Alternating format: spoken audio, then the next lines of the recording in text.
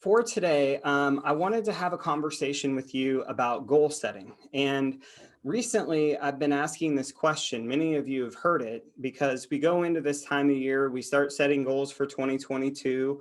Right now, it's the fourth quarter. So, all of you should be focused on your disappearing fourth quarter, meaning you should be running at the production numbers of 2022's goals. But on a different note, one question I've been asking is if my 7-year old were to call you up on the phone, right? I gave her your number and asked her to call you. And she said, tell me the purpose of setting goals. How would you answer that question? Now, I'm not going to ask you to answer it here today, but I want you to think about that question because oftentimes when I'm asking this of rainmakers or agents on teams, I get a whole bunch of just bullshit. Like there's no real good reason that people are setting goals. They say things like, well, it's to set up the right habits. And I'm like, okay, well, that's cool. But at its heart, what is it that we ultimately set goals for? Now, another one of the questions that I've asked a number of you over the years, and I've recently figured out it's the wrong question, is what is the org chart that gives you your ideal job description? I've been asking that question and I've recently figured out that's not the right question. So my apologies. Here's the better question. What is the org chart that gives you the job description that makes you come most alive? So when we get into this, I'm about to get a little esoteric on you, but just hang with me. And we're going to go to two levels of goal setting here. Okay. So first one is you've probably all seen this before. This is Maslow's hierarchy of needs. And if you're not familiar with this, I'd recommend that you go do a little bit of research. But for a number of you, over the years, you've built a business, you've invested well, you've done things that you no longer hang out in these bottom two sections or tiers of this model, meaning your physiological needs like air, water, food, sleep, all those things, and then your safety needs, which are really just your bills. That stuff is taken care of. And see, what I want you to get is when you nail these two things, then you get to live in creativity. That really, in a capitalistic society, in most cases, particularly if you have people that you support, meaning family or children, things like that, that creativity really doesn't show up until you have met these first two levels of needs. So for a second here, what I'm going to do is I'm going to talk to people who are agents on a team, okay? And what I want all of you to realize is that if you have not set up your goals so that you have a wealth machine that at least breaks you even with your basic needs, meaning every month your burn rate, the amount of money that you need to live and survive is met, then I'm going to challenge you to start setting that wealth machine up. And so let me show you what we've created here, because I think this will kind of chunk this down and make it simple for you to understand. So let me share my screen. There we go. So I've been working on this for a few weeks. This is called the wealth building cycle. And it all starts with net worth. Now, I'm talking to agents on a team, but hey, Rainmakers, you probably need to hear this as well. But net worth is simple. It's knowing your assets and your liabilities. For most of you, your liabilities are debt, right? So credit card, cars, student loans, your mortgage. But where this all starts is I want you to get dead clear on what your net worth is today. How much are you worth financially? The second step is getting yourself set up on a budget. Budget is simply weekly cash flow. My favorite all-time definition of this is from John Maxwell. And John talks about how a budget is simply telling your money where to go rather than wondering where it went. And it's interesting, I've talked to people over the years and they're making more and more money, but they're not keeping any more of that money. Every time their amount of pay goes up, their lifestyle goes with it.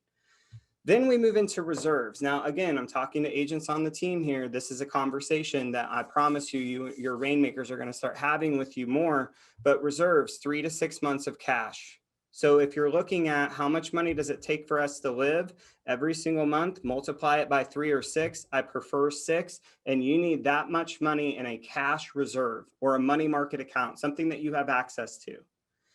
Now, here's the next big one for a lot of you. And I know that this is huge because I ask these questions and I'm kind of astonished at the answers, but you need protection. This is a foundation from which you can build your wealth plan from.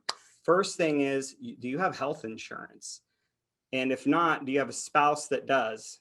Even if it's just emergency or catastrophic health insurance, you need it. Life insurance, disability, and then an estate or a will. Have you set this up? Now, there's a great book that many of us have been reading. We just finished it called Entrusted by Andrew Howell. Great book to read on this. But really, that protection side, that is the foundation for you to build your wealth from, to make sure that you've got that all set up. Then we move into the enough number. Now, the enough number, I believe, comes in 2 tiers minimum. The first one is, am I creating enough passive income that all my basic needs are met? See, a lot of you lack creativity because you don't have a money machine that keeps you safe on these first 2 levels. Do you get that? And you're not building it because you don't know what that number is. So you need your enough number first for survival. How much money would I need coming in every month? All my basic needs, my bills, everything, utilities are covered. For most people, if you're not riddled in debt, that number is around $5,000 net for most people. Now, that could be high or low for you, but that's what I've found.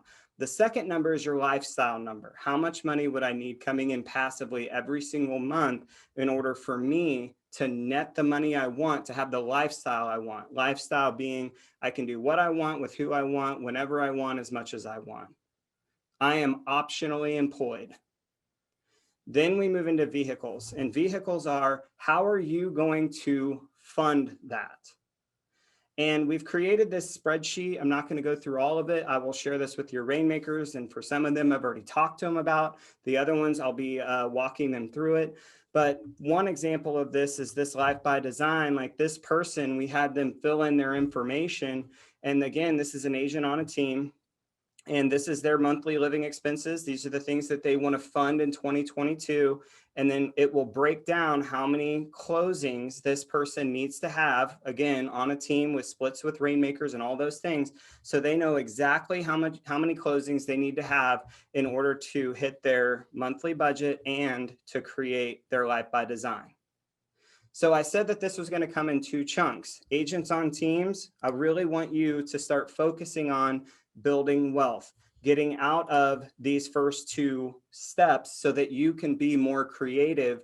And if you're not there yet, make that your big why for 2022. Everybody with me? Just give me a thumbs up if you get what I'm saying. Okay, now here's the other thing.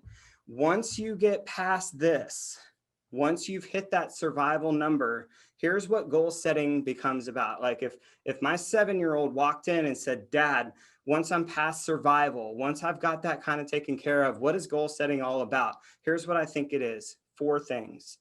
Goal setting is about learning as much as you can, growing as much as you can, loving as much as you can, and giving as much as you can in the pursuit of what sets you on fire.